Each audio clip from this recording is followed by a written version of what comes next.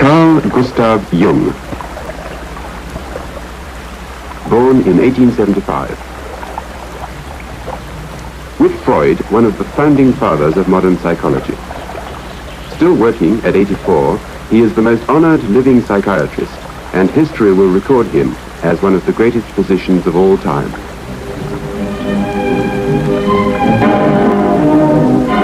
Professor Jung, how many years have you lived in this lovely house by the lake at Zurich? Well, now, turning to the next staging point in your life, what made you decide to become a doctor? That was in the first place a merely opportunistic choice. Originally, I wanted to be an archaeologist, Assyriology, Egyptology, something of the sort. I hadn't the money. The study was too expensive. So my second love then belonged to nature, particularly zoology. And when I began my studies, I inscribed in the so-called philosophical faculty too, that means natural sciences. But then I soon saw that it was the career that was before me would make a schoolmaster of me. I never thought I had any chance to get any further because we had no money at all. And then I saw that didn't suit my expectations. You know, I didn't want to become a schoolmaster. Teaching was not just what I was looking for. And so I remember that my grandfather has been a doctor. And I knew that when I was studying medicine, I had a chance to study natural science and to become a doctor. And the doctor can develop. You see, he can have a practice. He can choose his scientific interests more or less.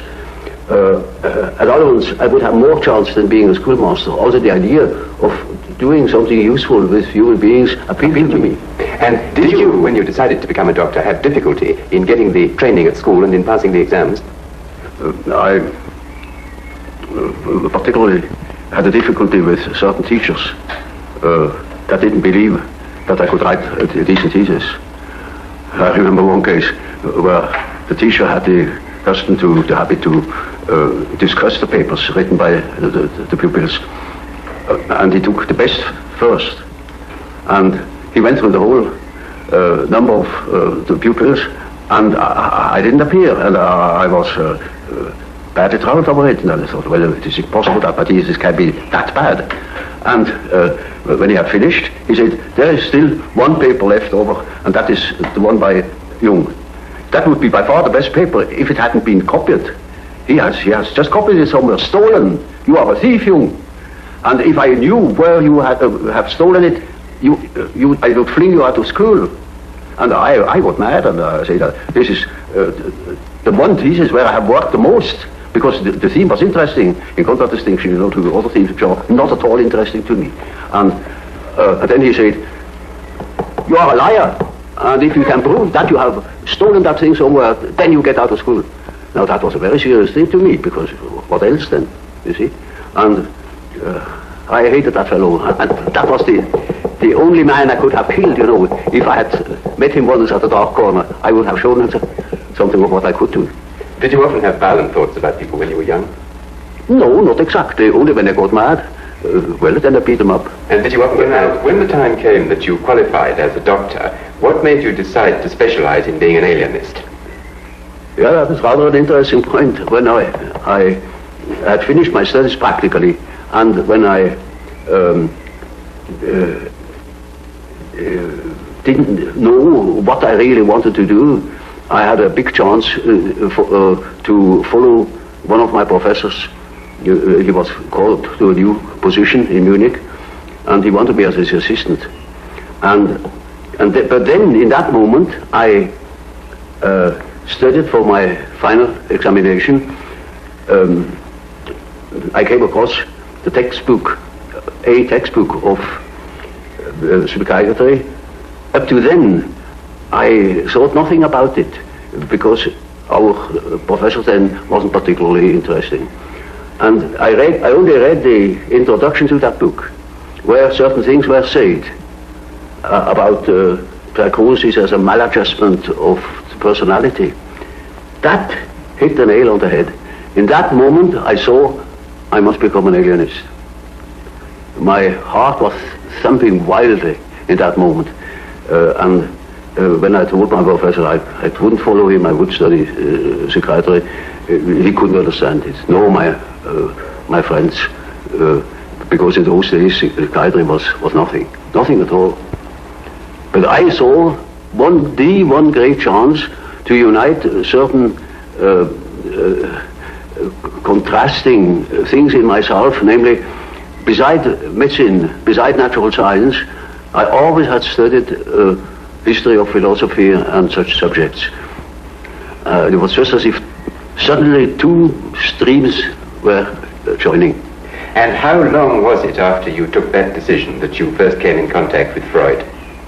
Oh, you know, that was at the end of my studies, and then it took quite a while until I met Freud. You see, I finished my studies in 1900, and I met Freud only very much later.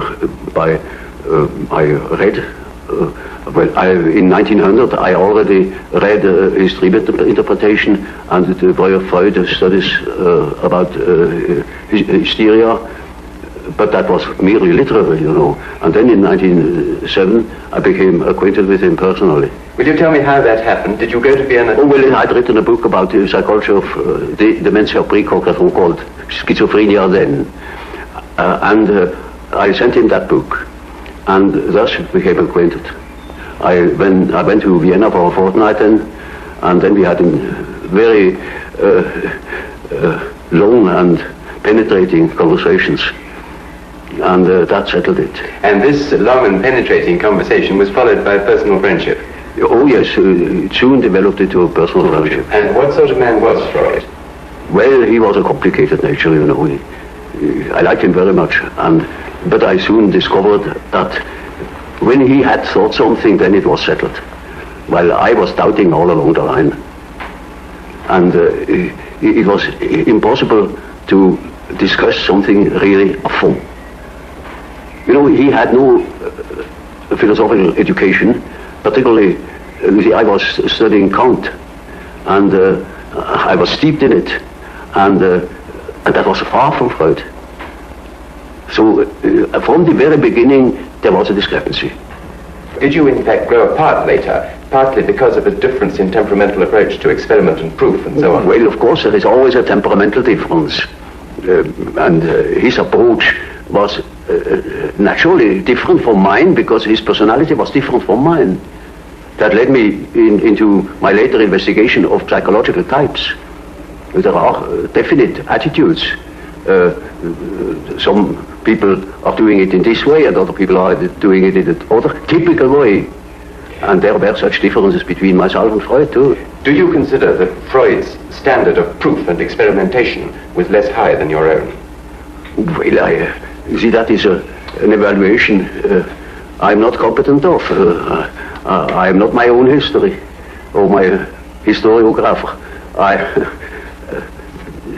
With reference to certain results, I think my method has its merits. Tell me, did Freud himself ever analyze you?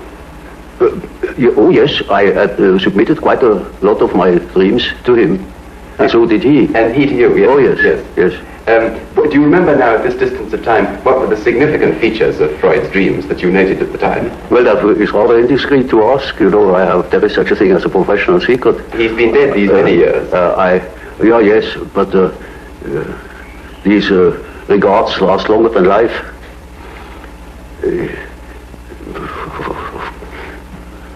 I prefer not to talk about it.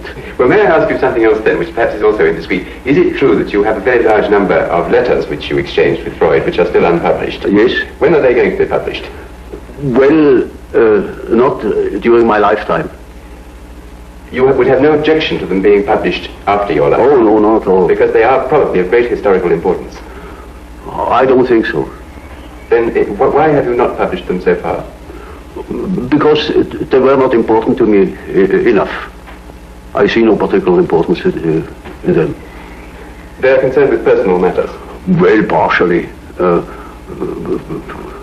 I wouldn't care to publish them.